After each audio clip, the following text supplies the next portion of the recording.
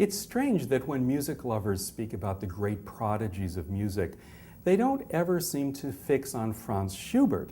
But I think that Schubert should be considered a prodigy. Already as a teenager, this composer was turning out masterpieces that have remained on the A-list to this day. And his symphonies, he was writing symphonies as a teenager. His fourth symphony, in fact, dates from the year when he was 19 years old. So this is already quite an achievement for a young composer. At this time, Schubert did not expect that he was going to be having a career as a professional composer.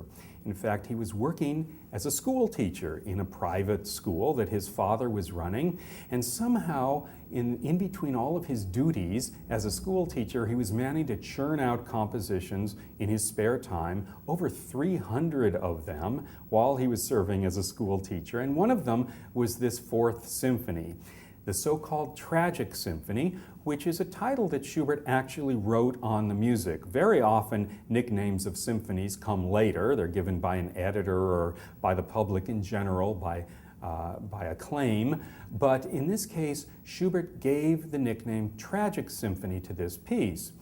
And I often think that it's a nickname that rather overstates the case. This is not a particularly tragic symphony, at least in the sense of the tragic symphonies that we would hear later in the 19th century when composers would really open their soul and pour out their inner anguish.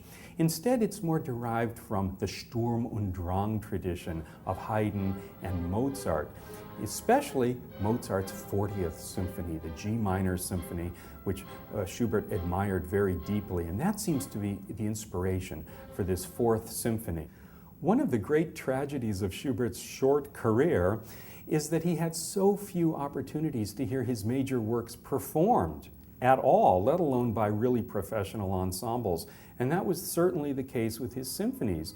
They were played by this semi-professional pickup group in a private home, and one can only imagine that if he had had the opportunity to hear major Viennese orchestras playing his symphonies, he would have progressed in a much more distant way, in a much more advanced way as a composer of symphonic music. As it is, he did very well, basing his symphonic language on that of Haydn and Mozart, and to some extent, in the musical textures, on the music of Rossini, the lighter orchestral texture that was very popular in Vienna at that time.